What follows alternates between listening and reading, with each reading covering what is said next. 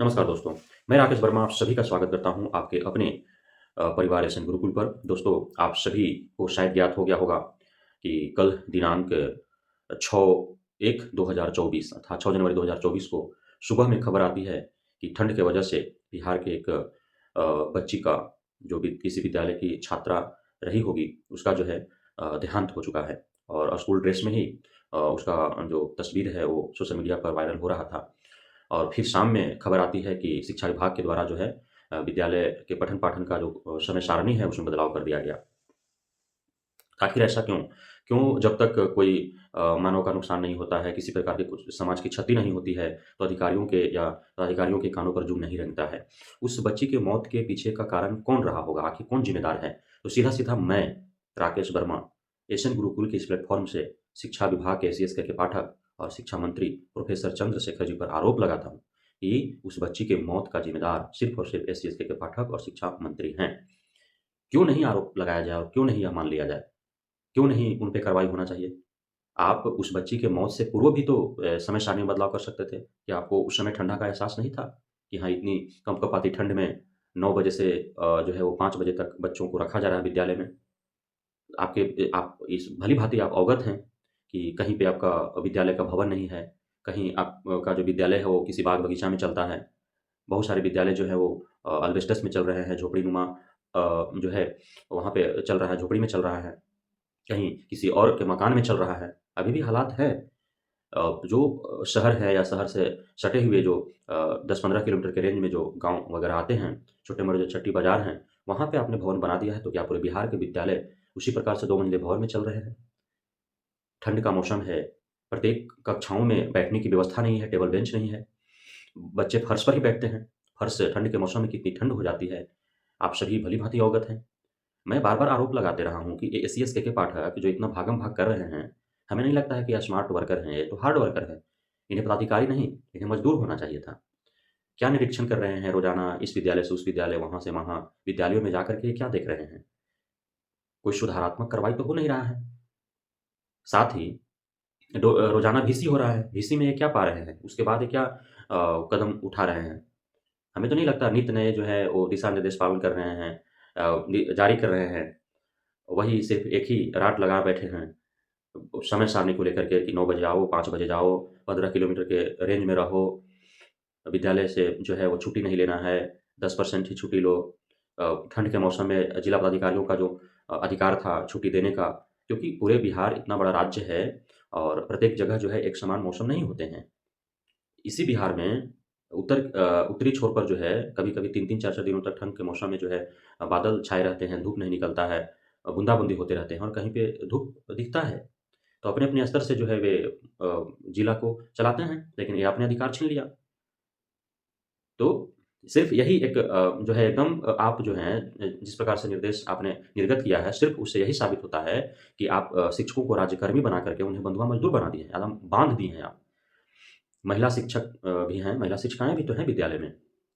बहुत ऐसा आज भी बिहार का सुदूर ग्रामीण इलाका है जहाँ से सुबह में या फिर शाम में 5 बजे के बाद जो है जब सूर्यास्त नज़दीक होता है, तो उसके बाद जो है आवागमन जो है वहाँ पे बंद हो जाते हैं, कोई गाड़ियाँ नहीं मिलती है, ऑटो तक वहाँ पे नहीं मिलते हैं।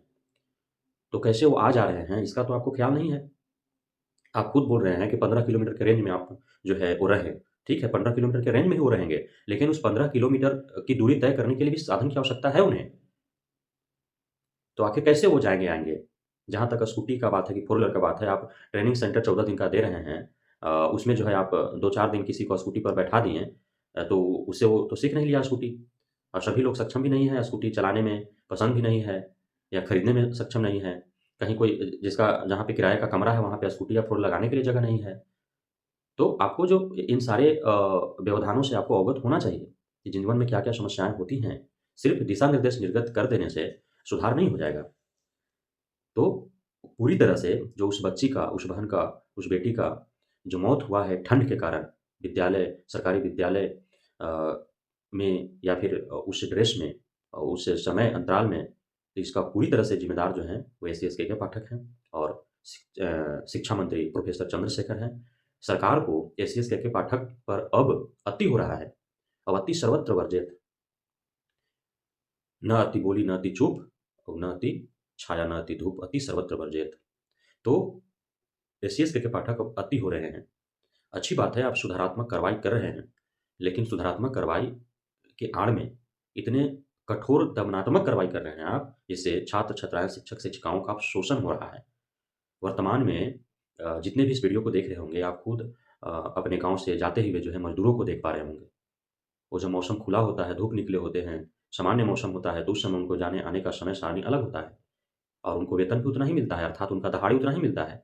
और इस कपकपाती ठंड में या जब मौसम खराब होते हैं, तो वे उनका समय सारणी अलग होता है।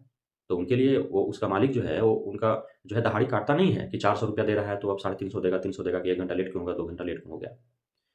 तो स्थिति, परिस्थिति, हालात के हिसाब से, क्योंकि ये प्राकृतिक जो है वो हालात है। तो प्रकृति के कारण उत्पन्न हुए हालात को मानव हम उसमें हस्तक्षेप नहीं कर सकते हैं। उसके लिए हम मानवों को मैनेज करना ही पड़ता है। लेकिन ये जो एससीएस के पाठक हैं, इनको लग रहा है कि राजकर्मी बना दिए हैं शिक्षक-शिक्षिकाओं को, तो वे बंधुआ मज़दूर हो गए हैं। बस बाँध दो उन्हें, 12 घंटा विद्यालय में ही रखो, बच्चे आएँ अथवा नहीं आएँ, बच्चे पढ़ें अथवा नहीं पढ़ें। पढ़ने वाले बच्चे या पढ़ाने वाले शिक्षक 6 घंटा भी उनके लिए काफ़ी है और नहीं पढ़ने वाले बच्चे और नहीं पढ़ाने वाले शिक्षकों के लिए 12 घंटा भी काफ़ी नहीं है। ठीक है, हालात खराब थे, सुधारना आवश्यक था, लेकिन इस प्रकार से सुधार न किया जाए कि मानव का नुकसान हो, समाज का नुकसान हो। आप सभी को ज्ञात होगा, औरंगाबाद जिला के ही किसी विद्यालय की प्रधानाध्यापिका थी वो, शायद शिक्षिका थीं, जिन्हें रात जो है विद्यालय में ही गुज़ारना पड़ा था। वो शौक से तो ठंड में जो है रात विद्यालय में नहीं गुज़ारे होंगे, जहाँ पे ना सोने, ना बैठने, पढ़ने की जो है वो संसाधन है। सिर्फ़ बैठने के लिए कुर्सियाँ होती हैं, टेबल बेंच होते हैं, बेड तो नहीं लगा है विद्यालय में, खाने के लिए वहाँ पे कोई सुविधा नहीं है। तो मजबूरन वैसे ही उन्हें विद्यालय में गुज़ारना होगा। क्या एक खबर शिक्षा विभाग तक नहीं पहुँची होगी? क्या सरकार तक नहीं पहुँची होगी?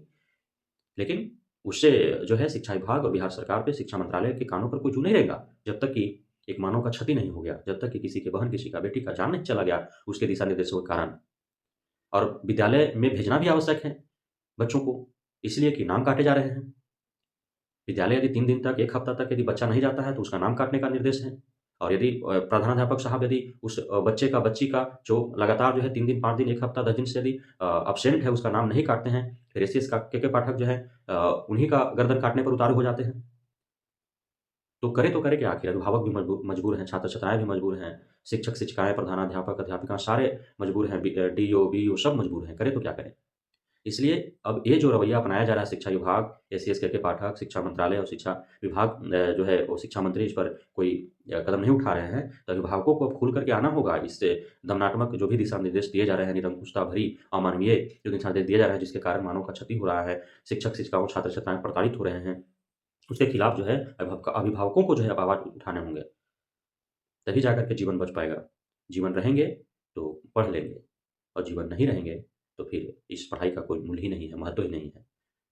ऐसा नहीं है कि जो है घोड़े को जिस प्रकार से चाबुक मार-मार के जो है रेस जिताने को विवश किया जाता है, उसी प्रकार छात्र-छात्राओं को पढ़ने के लिए जो है चाबुक मारा जाए, शिक्षक-शिक्षिकाओं को पढ़ाने के लिए चाबुक मारा जाए और एकदम से बिहार के सभी जो है छात्र-छात्राएँ वैज्ञानिक हो जाएँगे, आईएएस, आईपीएस हो जाएँगे। पूरे भारत का जो भविष्य है वो बिहार के इन्हीं बच्चों के कंधों पर आ जाएगा। ये पूरे देश-विदेश में एकदम से न नाम रोशन करने लगेंगे और सब जो है ताली पीटेंगे वहाँ जाकर के कि हाँ, एससी-एसटी के पाठक के कारण जो है हम आज यहाँ तक पहुँचे हैं। तो ऐसा कुछ होने वाला नहीं है। एकदम से परिवर्तन जो है होता ही नहीं है। एकदम से परिवर्तन जब प्राकृतिक नहीं होता है तो मानवीय कैसे हो सकता है? तो एकदम से परिवर्तन जो करेगा, जो शॉर्टकट रास्ता जो अपनाने का प्रयास किया है, उससे हरदम नुकसान ही हुआ है। इसलिए एसीएस के पाठक के इन कुकृत्यों पर, निरंकुशता भरी व्यवहार और अमानवीय दिशा-निर्देशों पर बिहार सरकार, शिक्षा मंत्रालय, शिक्षा मंत्री को संज्ञान लेते हुए और जो एसीएस के पाठक के द्वारा जो अति हो रहा है, जिसके कारण समाज का दुर्गति हो रहा है, उस पे जो है लगाम लगाने की आवश्यकता है।